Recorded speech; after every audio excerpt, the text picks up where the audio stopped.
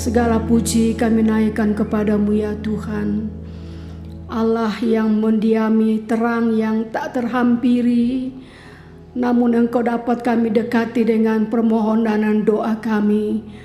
Kami bersyukur di minggu ini Tuhan, kami masih bisa beribadah kepadamu. Roh-Mu yang boleh menjangkau setiap hati. Jarak boleh memisahkan kami ya Tuhan, namun kasih-Mu mempersatukan kami. Engkau berkati ibadah pada pagi hari ini. Engkau melawat setiap umat-umat-Mu ya Tuhan. Engkau tahu apa yang kami perlukan. Engkau ada bagi kami di setiap musim hidup kami. Kalau kami bersedih, Engkau yang menghiburkan kami. Kalau kami merasakan kami jatuh, Engkau yang mengangkat kami. Bila kami sakit, Engkau yang menyembuhkan kami. Engkaulah Kristus gembala kami yang baik. Dari awal sampai selesai Roh-Mu bekerja bagi kami ya Tuhan. Kekuatan baru Engkau berikan kepada kami. Sukacita yang baru Engkau berikan kepada kami Tuhan. Sepanjang ibadah ini kami boleh menjalin persekutuan yang lebih indah lagi dengan Engkau. Mengurapi memberkati pelayan-pelayan-Mu ya Tuhan. Roh-Mu yang kudus mengurapi kami. Terima kasih Bapa.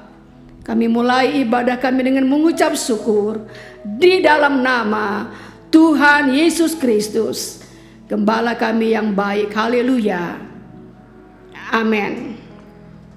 Puji Tuhan, salam sejahtera dalam Yesus Kristus. Selamat pagi Bapak Ibu dan seluruh jemaat Tuhan. Kita kembali beribadah pada pagi hari ini. Siapkan hati kita untuk menerima berkat yang besar, baik lewat puji-pujian maupun lewat pemberitaan sabda Tuhan. Tuhan memberkati kita semua. Selamat pagi Bapak Ibu, saudara-saudari, jemaat GPD Bakti. Pagi yang indah, mari kita memuji nama Tuhan, kita senangkan hati Tuhan. Kita nyanyikan lagu, mari memuji nama Tuhan Yesus.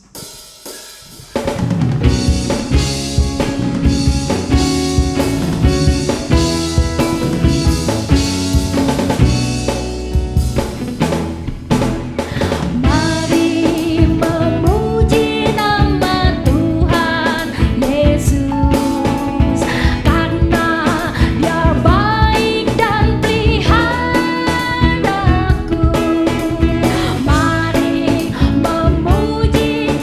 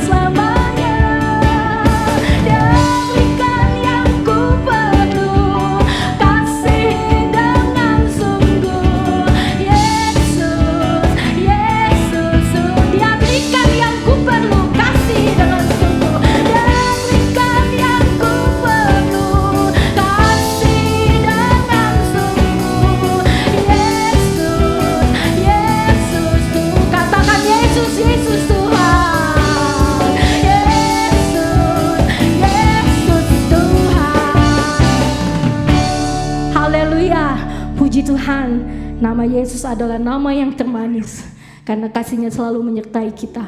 Kita akan menyembah Tuhan dan kita akan mendengarkan firman Tuhan. Kita akan nyanyikan lagu Kasih Yesus Indah Dalam Hidupku, menghiasi hati dan jiwaku.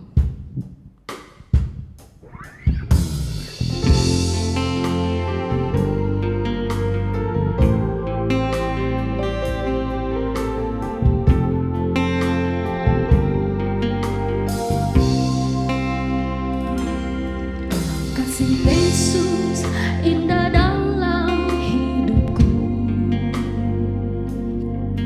menghiasi hati dan jiwaku.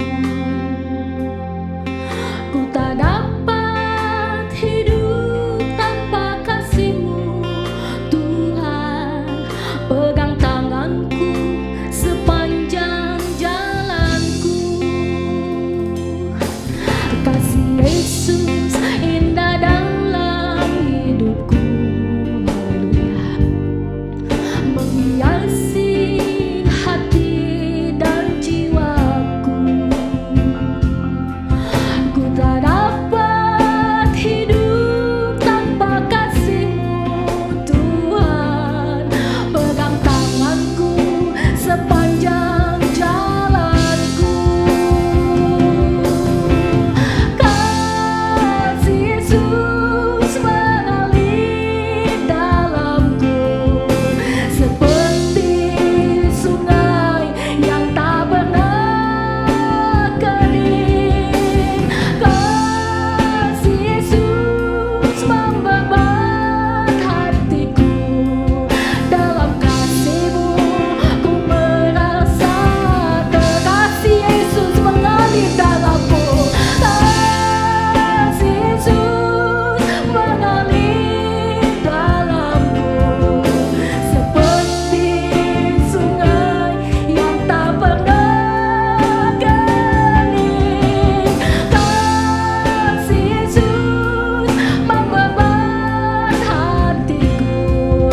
Dalam kasih-Mu ku merasa teduh. Dalam kasih-Mu, dalam kasih-Mu ku merasa, dalam kasih-Mu ku merasa teduh.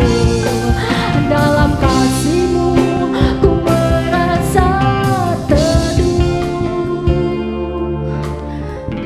Tuhan Yesus yang kasih-Nya sangat besar, kita minta Dia hadir selalu dalam kehidupan kita. Kita katakan, marilah Tuhan, pimpin saya, ku tak berani jalan sendiri.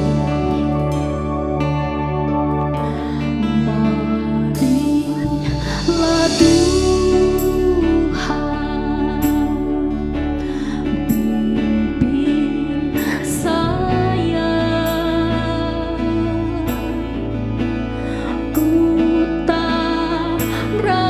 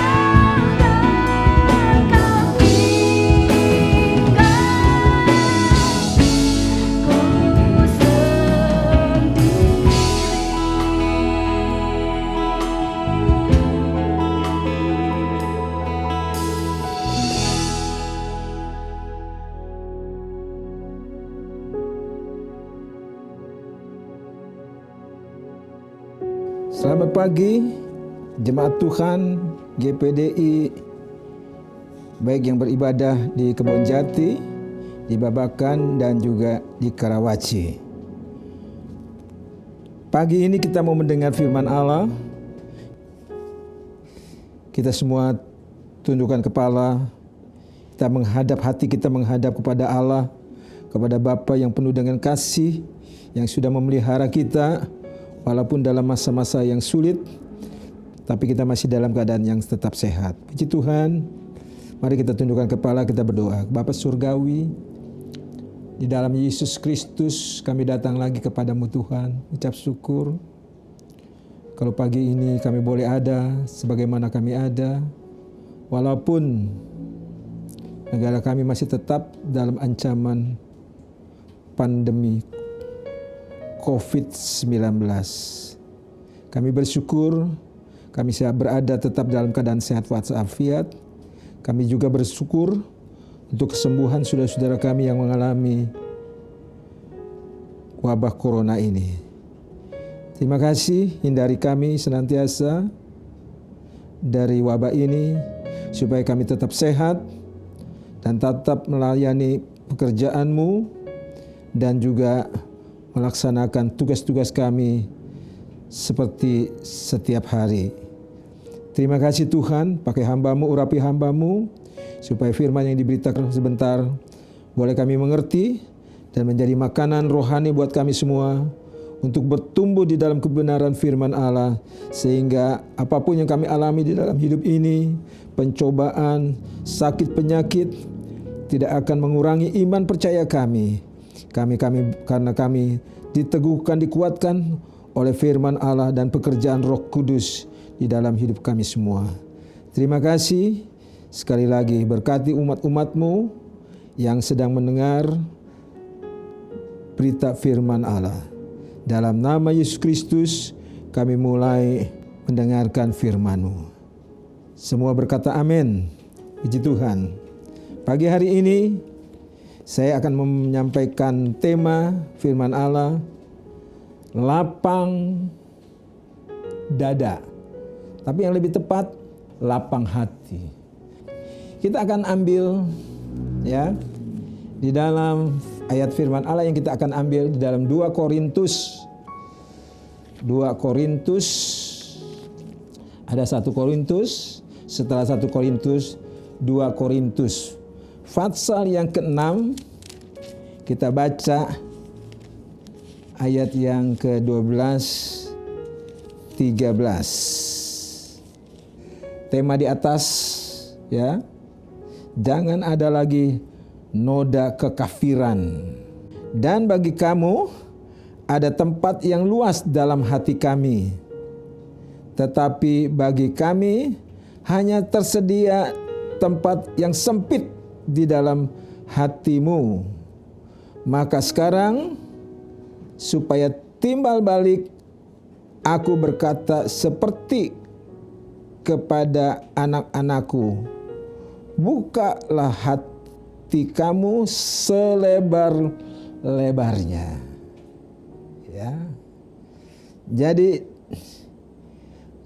dari pembacaan kita ini pada ayat yang ke-13, itu kehendak dari Rasul Paulus supaya jemaat Tuhan juga mempunyai hati yang lapang. Oleh sebab itu dikatakan, bukalah hatimu, hati kamu selebar-lebarnya. Ya. Nah, memang untuk memiliki hati yang lapang ini tidak mudah. Kebanyakan orang baru tersinggung dengan kata-kata sedikit saja sudah mulai ngambek, nggak senang, ya, marah, akhirnya berlanjut marah. Yang susah adalah gembala, sebab gembala tidak mau ada pertikaian di antara jemaat Tuhan, ya, dia harus selesaikan. Seperti yang dialami oleh Rasul Paulus dengan jemaat di Korintus. Tadi kita sudah baca di Korintus ya. Ini masalah terjadi ya, sampai Rasul Paulus katakan ayat yang 12, bagi kamu ada tempat luas di dalam hati kami, artinya di dalam Rasul Paulus, hati Rasul Paulus.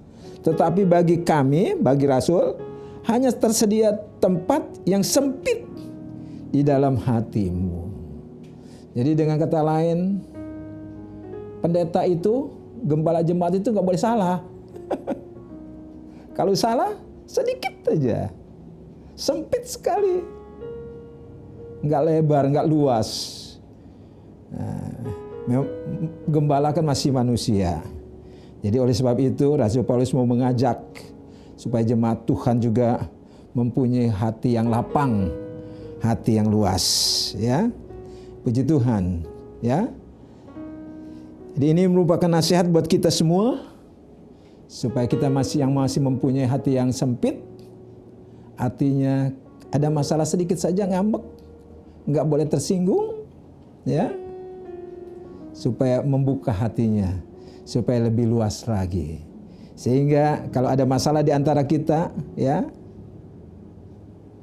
yang besar, ya, bisa terbuka pintu maaf, bisa saling memaafkan.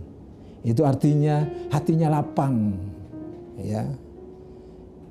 Kalau yang sempit, aduh yang kecil saja dibesar-besarin. Tetapi kalau lapang, udah, gua nggak mau dipakai oleh iblis supaya hati gua jadi sempit. Dengar perkataan sedikit aja, orang salah ngomong, ya, sudah ngambek. Tetapi kalau kita mempunyai hati yang lapang, berarti kita bisa menerima masalah apa saja yang datang dalam hidup ini. Tidak ada masalah, ya. Semuanya dapat diselesaikan. Kita mencontohi hatinya Yesus. Yesus dicaci maki, ya, disiksa, dianiaya, tetap hatinya lapang, ya. Caci maki tidak dibalas dengan caci maki, ya. Tuduhan tidak dibalas dengan tuduhan, ancaman tidak dibalas dengan ancaman. Tapi dia terima itu semua dengan hati yang lapang. Dan memang kehendak dia di dalam firman-Nya supaya kita juga boleh menjadi seperti Kristus. Tidak ada orang yang menjadi teladan buat kita. Satu-satunya teladan yang terbaik dan paling agung adalah Yesus Kristus. Oleh sebab itu, saya mau sampaikan firman Allah ini untuk kita semua supaya kita coba membuka hati kita lebih lebar sedikit, ya. Bahkan sedikit demi sedikit semakin lebar sepintu maaf itu, ya. Sebab firman Allah katakan, sebagaimana aku mengampuni kamu, engkau juga mengampuni sesama kita semua. Puji Tuhan, Rasul Paulus menasihati jemaat di Korintus yang lagi dilanda ragi persundalan. Yang lalu saya sudah berbicara tentang ragi. Ragi ini bukan yang dipakai untuk membuat roti. Tetapi ragi di sini dimaksud adalah pengajaran. Kita mesti mempunyai pengajaran, ya. Apa yang dia tulis di dalam Alkitab itu banyak sekali pengajaran yang kita mesti mengerti. Dan pagi hari ini kita mendapat pengajaran lapang hati. Yang sering kali kita dengar adalah lapang dada. Maksudnya hatinya yang lapang, ya. Rasul Paulus menasihati jemaatnya di Korintus yang lagi dilanda ragi persundalan. Tahu persundalan? Hal yang begitu tidak baik. Sebenarnya jemaat Tuhan tidak boleh mengalami persundalan. Jadi rupanya kekristenan itu belum begitu berakar, ya. Firman Allah belum begitu tumbuh karena memang baru, ya. Umurnya belum begitu lama, ya. Baru saja Yesus mati beberapa tahun, ya. Walaupun mereka sudah terima pelajaran, Rasul Paulus lah yang pertama-tama mengunjungi jemaat di Korintus.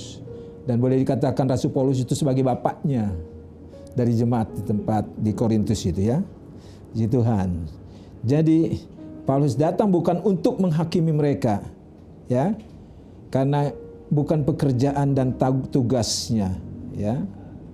Dia datang sebagai seorang bapak kepada anak-anaknya yang bersalah, sehingga kesalahannya itu diperbaiki, dan dengan doa yang sungguh-sungguh dan keinginan dari jemaat Tuhan di Korintus yang sungguh-sungguh dibawa di dalam doa, sehingga masalah-masalah yang sedang dihadapi itu, persundalan itu bisa keluar ya dari jemaat Tuhan. Bagaimana kalau orang Kristen ya hidup di dalam persundalan?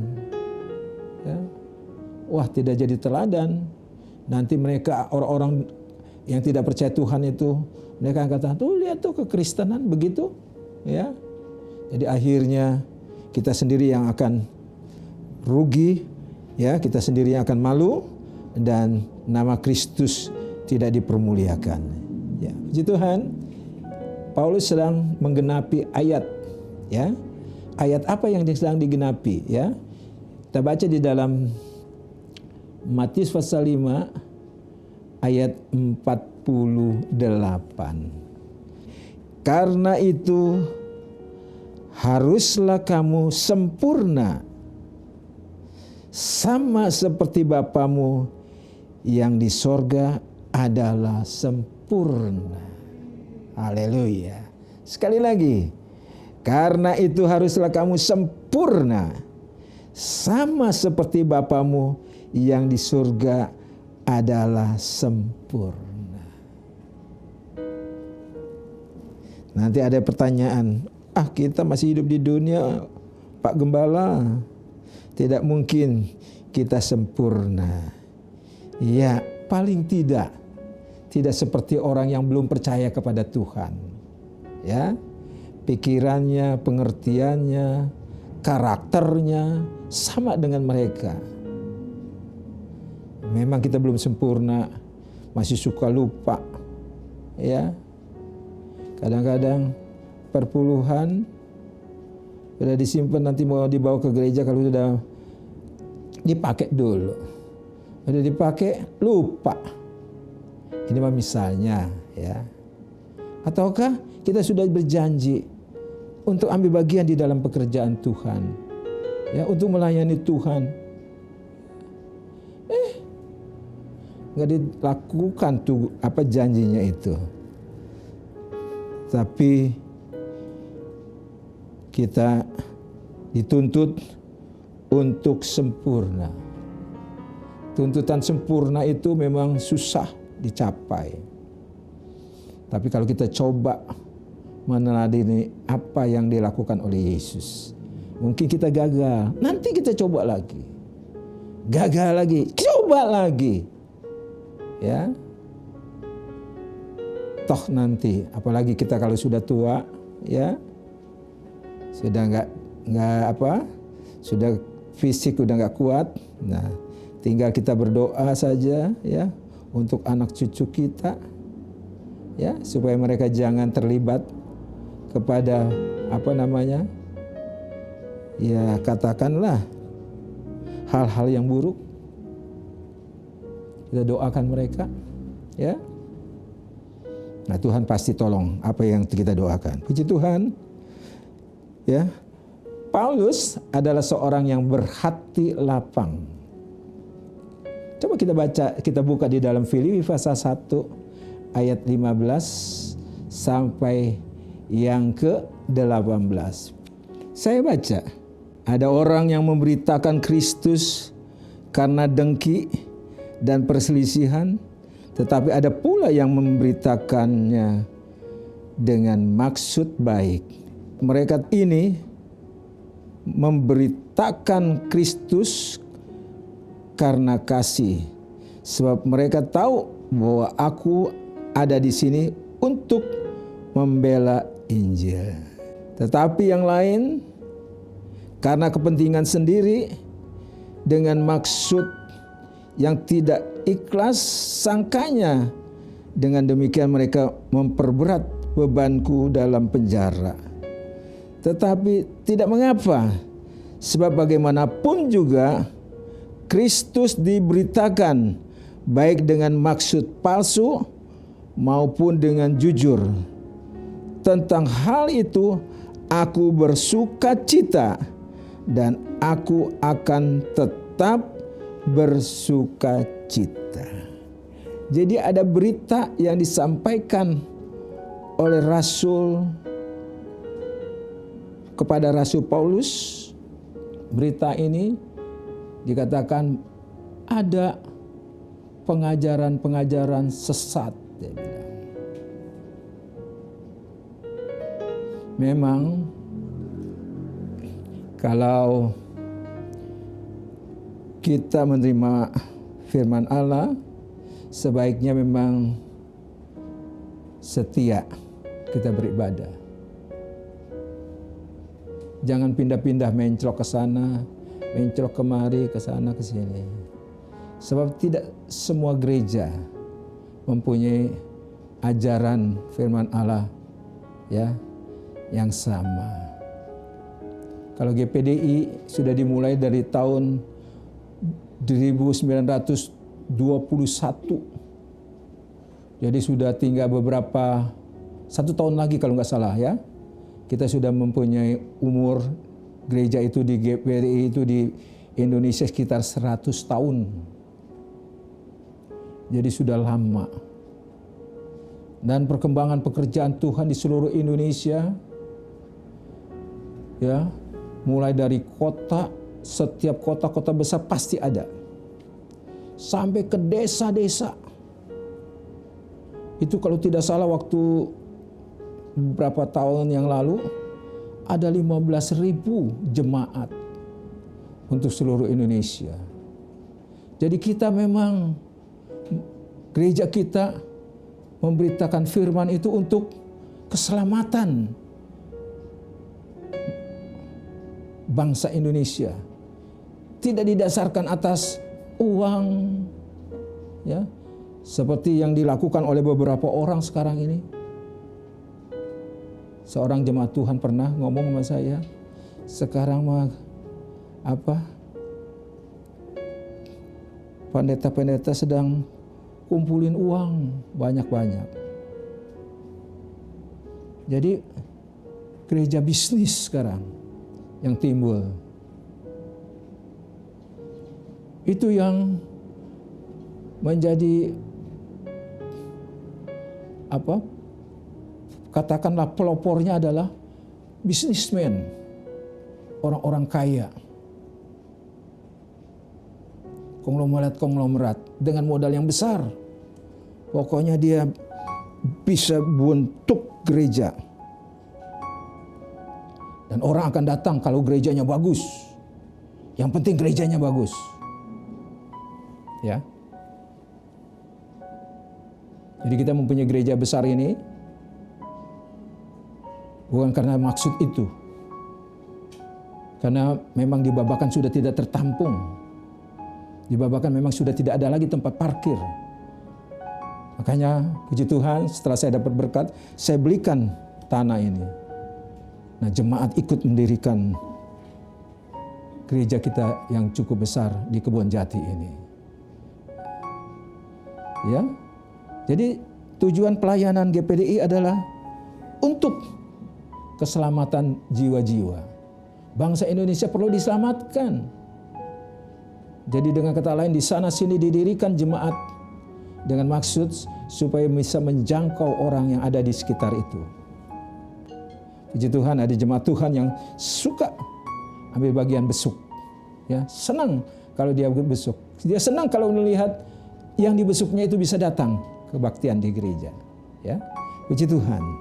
Nah, saudaraku yang kekasih, sekali lagi saya ulangi lagi. Paulus sedang menggenapi ayat, karena itu haruslah kamu sempurna sama seperti Bapamu di sorga adalah sempurna. Waktu itu jemaat Tuhan di Korintus sedang mempunyai masalah. Dia menasihati atau dia memberitakan firman Allah supaya mereka itu dikatakan yang seperti firman Allah kata menjadi orang yang sempurna. Ya, sekali lagi kata sempurna di sini bukan berarti kita dituntut untuk yang tinggalkan kehidupan duniawi betul-betul gitu. Jangan sampai kita ya makan juga. Sebab kalau makan enak-enak, tidak, itu buat orang-orang lain. Kalau kita punya makanan enak, kita makan, kita nikmati. Ya kan? Sebab tubuh ini tidak jahat. Yang jahat adalah hati orangnya itu. Dengki, ya, penuh dengan keserakahan, kebencian, penipuan. Nah, itu hatinya, bukan tubuhnya, ya. Nah, saya teruskan. Paulus adalah seorang yang berhati lapang. Jadi ada laporan kepada Paulus. Ada yang memberitakan Kristus dengan palsu, dengan tujuan-tujuan yang tertentu, ya. Jadi dengan kata ajaran-ajaran sesat itu begini. Sebab tujuannya adalah bukannya memberitakan Kristus. Tapi itu hanya sambilan aja supaya tertipu orang. Apalagi ada ajaran sesat. Dia mau supaya pelajaran-pelajaran Rasul Paulus itu sia-sia karena orang itu sudah disesatkan, ya. Nah, tapi Paulus katakan tidak apa-apa. Pokoknya yang penting Kristus diberitakan baik dengan palsu maupun dengan jujur. Jadi memang kita tidak perlu, ya. Berarti ada ajaran-ajaran yang palsu, ya. Saya tidak usah sebut namanya, ya. Itu tidak perlu kita itu, biarkan aja mereka, ya.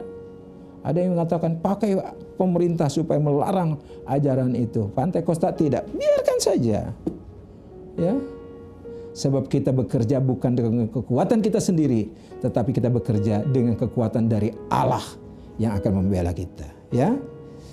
Orang yang mempunyai hikmat dan pengertian yang besar seperti Salomo mempunyai hati yang lapang.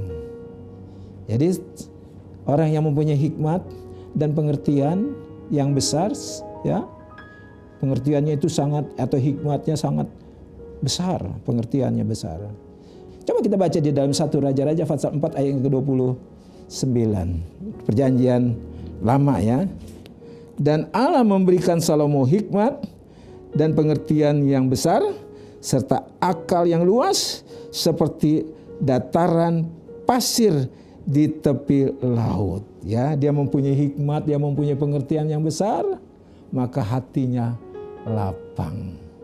Hanya orang yang pengertiannya sempit atau kecil, ya, itu sempit hatinya, suka ngambek-ngambek.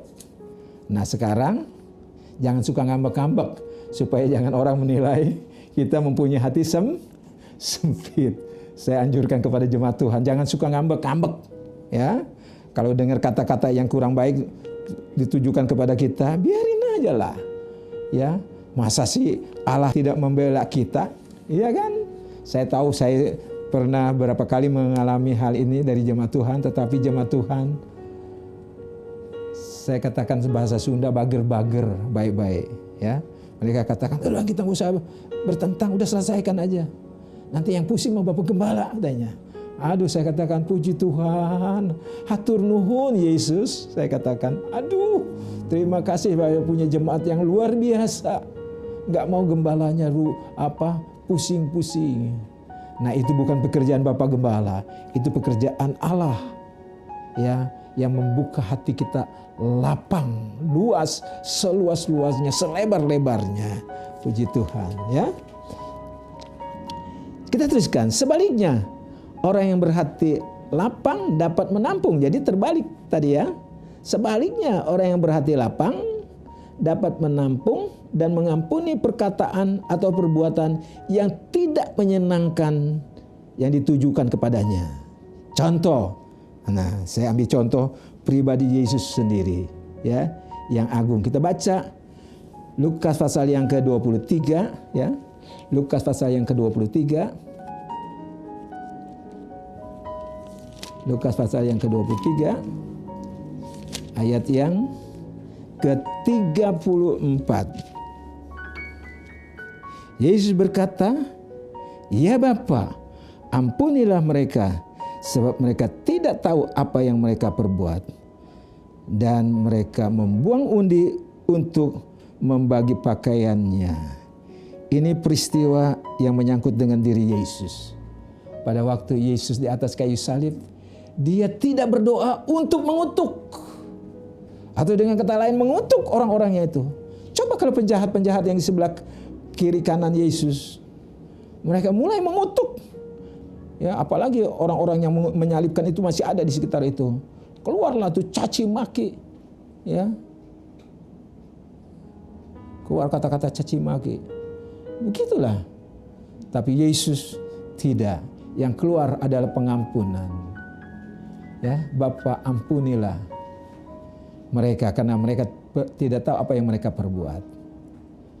Ya. Kita juga bisa mencoba menggunakan kata-kata Yesus waktu kita memberi maaf, Bapa ampunilah mereka karena mereka tidak tahu ya apa yang mereka perbuat. Itu kita kutip kata-kata Yesus. Itu rasanya aduh. Dia menghina kita, dia mengeluarkan kata-kata yang tidak baik untuk kita. Itu sepertinya tersirami. Seperti panas ya. Waktu membara arang tuh kita tiup, kita siram dengan air. Begitulah ya yang kita perlakukan ya. Hati yang lapang tidak egoistis dan tidak kikir. Kita baca di dalam Filipi pasal yang kedua. Filipi pasal yang kedua ayat yang ke-4. Dan janganlah tiap-tiap orang hanya mementingkan kepentingannya sendiri, tetapi kepentingan orang lain juga. Jadi kalau kita berhidup bersama ya di dalam satu keluarga ya, misalnya anaknya ada 4, tentu ada 6 di rumah itu. Belum lagi ditambah dengan keponakan, belum lagi ya. Hidup bersama itu namanya ya. Orang lain ada di antara kita gitu. Atau si baby ada di antara kita, pembantu rumah tangga ya, yang laki-laki atau perempuan ya. Nah, di situ kita harus juga memberi perhatian, memberi contoh buat mereka. Dan contoh yang paling agung itu adalah Yesus Kristus ya. Ada 7 ucapan Yesus di kayu salib ya. Nah, salah satunya yang pertama kali pengampunan yang diberikan kepada mereka. Ya. Terus ada permohonan doa ya itu kepada Allah ya. Kemudian memanggil Eli Eli lama sabachthani. Nah, pada waktu Yesus tutup mata, mati menyerahkan nyawanya, gelap terjadi. Gempa bumi di sana sini. Ya. Itu terjadi gelap yang luar biasa. Pukul 3 itu sebetulnya matahari juga masih ada tinggi ya, pukul 3. Tapi terjadi gelap yang bukan. Gempa bumi lagi. Ya. Nah, karena anak Allah, anak manusia mati menghembuskan nafasnya setelah dia mengampuni dosa umat manusia. Secara yuridis semua orang sudah diampuni dosanya, tetapi secara pribadi masing-masing mesti menerima dia sebagai Tuhan dan juru selamatnya. Ya, puji Tuhan. Ya. Kita baca saja 1 Korintus pasal 10 ayat yang ke-33. 1 Korintus 10 ayat yang ke-33. Sama seperti aku juga berusaha menyenangkan hati semua orang dalam segala hal, bukan untuk kepentingan diriku, tetapi untuk kepentingan orang banyak supaya mereka beroleh selamat. Jadi menyenangkan hati orang itu merupakan kewajiban kita orang Kristen, ya. Tapi bukan dengan maksud ada apa-apanya nih ya, tidak. Menyenangkan hati mereka karena kita mengasihi dia. Orang itu yang kita kasihi, dia juga mengasihi kita. Kalau kita saling menyenangkan atau jangan saling merugikan, ya, menyenangkan.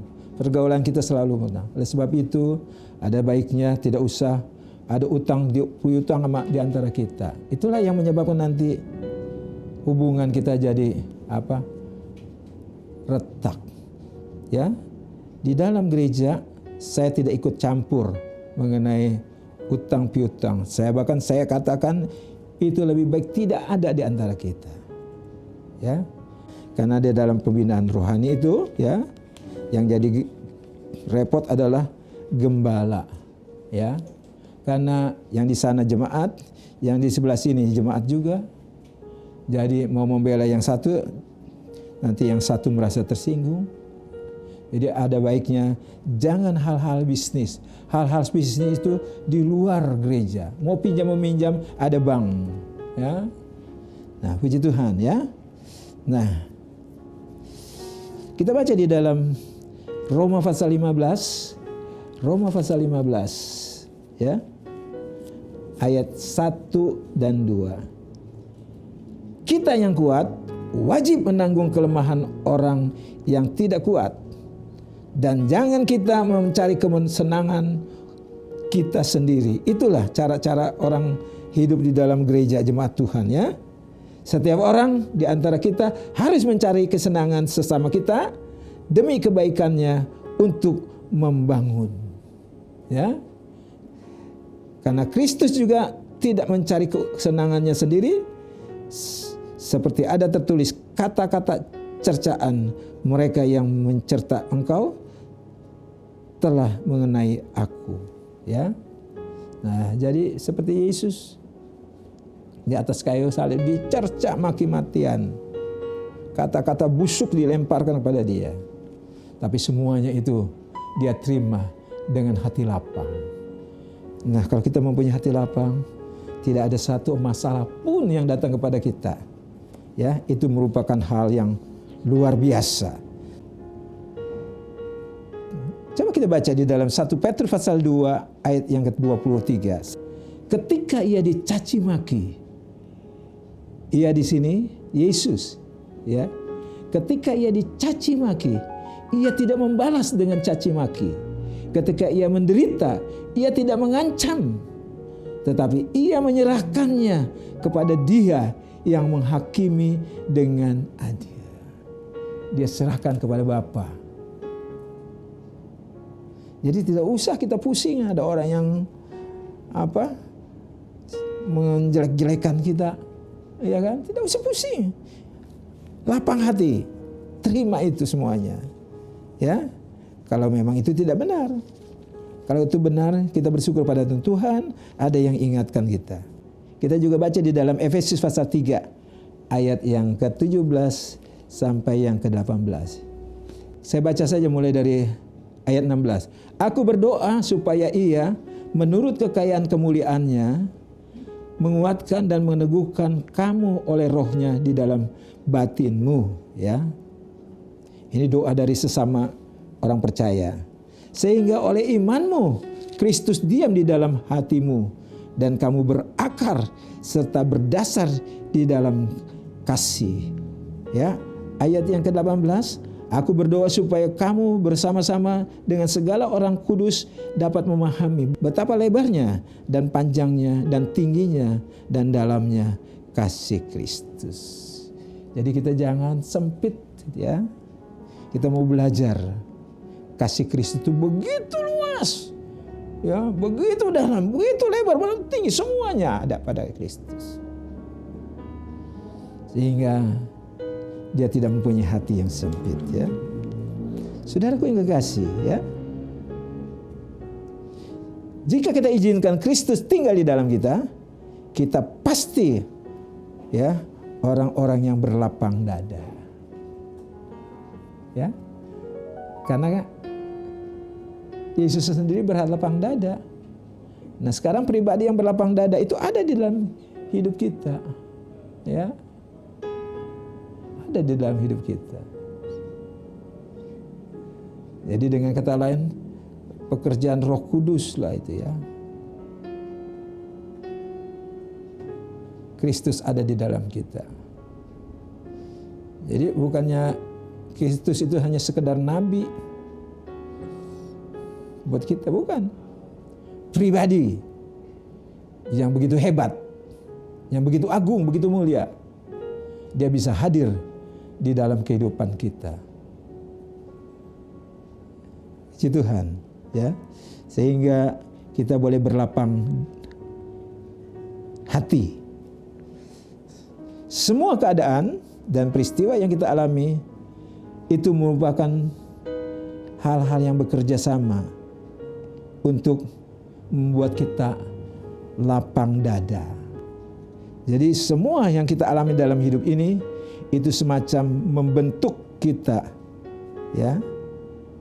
Yang jelek-jelek yang ini maksud, ya, semua pengalaman yang jelek-jelek yang atau yang menuduh kita yang segala macam itu tetap bengek, ya, menghujat kita, itu membuat hati kita lapang. Jangan karena hanya sedikit percobaan kita susah, tidak tahan, ya, sampai aduh gua nggak bisa tahan lah ini. Pencobaannya luar biasa. Ada Yesus menolong, ya.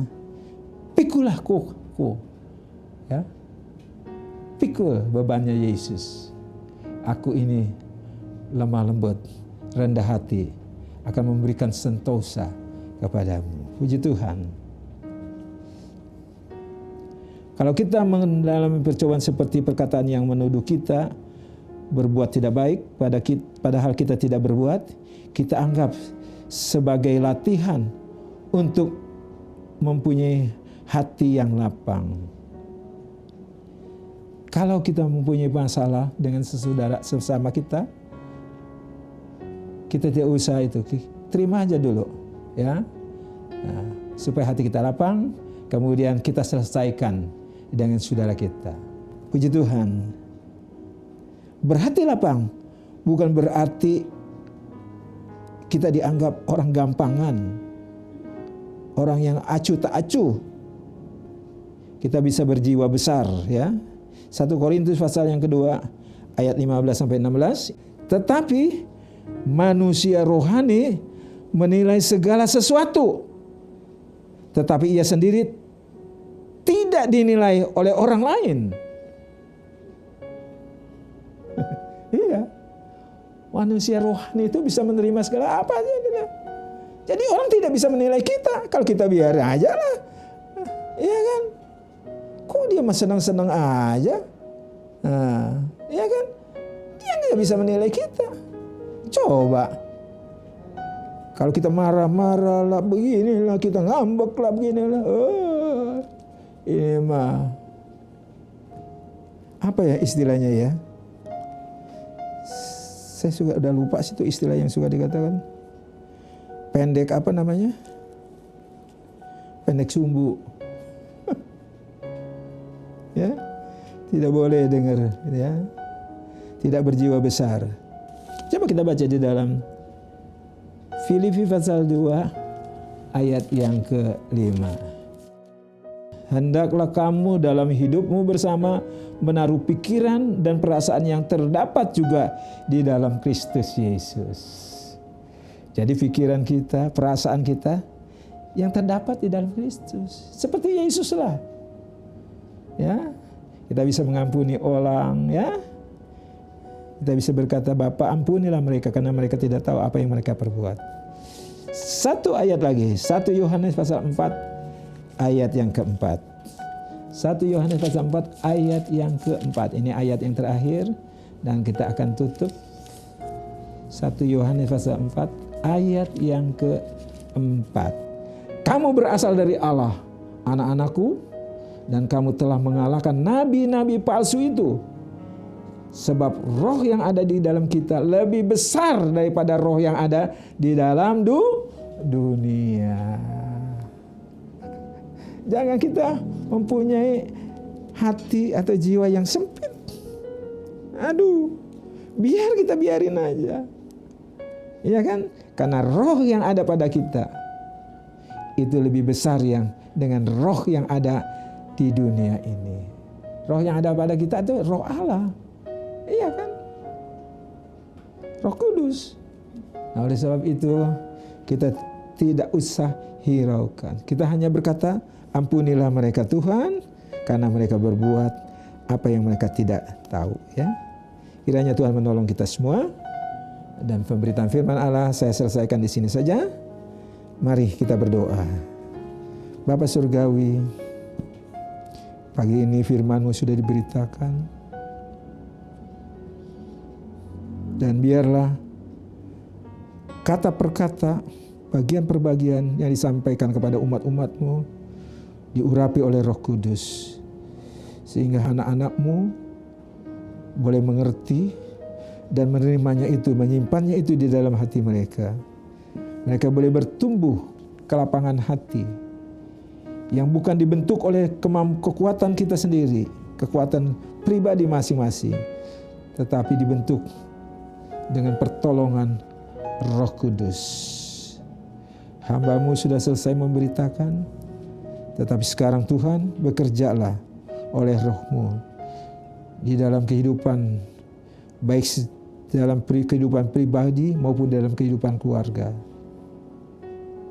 Ada hal-hal yang perlu mereka didoakan. Pada pagi hari ini kami berdoa, mungkin di antara umat-umat ada yang sakit. Tuhan, Engkau tabib kami. Dalam nama Yesus Kristus, sembuhkan sakit penyakit itu. Engkau adalah dokter di atas segala dokter, penyembuh yang pasti. Terima kasih Tuhan buat kesembuhan yang sudah Engkau lakukan buat kekasih-kasih kami. Ada yang di dalam masalah Tuhan, pencobaan yang sedang berlaku.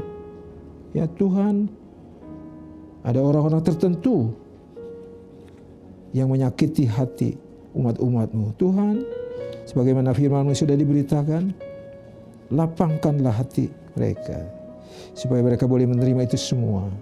Dan bukan oleh kuat dan gagah mereka semua, tetapi oleh Roh Kudus Tuhan. Begitu juga dengan cobaan-cobaan yang lain. Ya Tuhan, yang belum mempunyai pekerjaan, Tuhan tolong mereka, supaya mereka juga mendapat pekerjaan. Terima kasih Tuhan, banyak hal yang umat-umat-Mu perlukan. Doakan, Engkau Allah yang Maha mendengar. Biarlah apa yang mereka butuhkan, itu benar-benar Engkau yang akan memberikan jawaban. Terima kasih Tuhan, hamba sudah menyampaikan firman-Mu, dan Engkau bekerja oleh Roh-Mu di dalam kehidupan umat-umat-Mu. Dan kami sebagai umat-umat Tuhan tetap mau melakukan apa yang Yesus pesankan buat kami semua. Istimewa, mempunyai hati yang lapang. Terimalah berkat Tuhan. Nah, sekarang saudaraku yang kekasih, turunlah ke atasmu berkat kasih sayang dan pemeliharaan dari Allah Bapa, damai sejahtera dari Tuhan kita Yesus Kristus, serta persekutuan Roh Kudus menyertai saudara sekalian. Mulai pagi ini, besok, bahkan sampai Maranatha, Kristus datang kembali. Haleluya. Semua berkata amin. Tuhan memberkati kita semua. Puji Tuhan.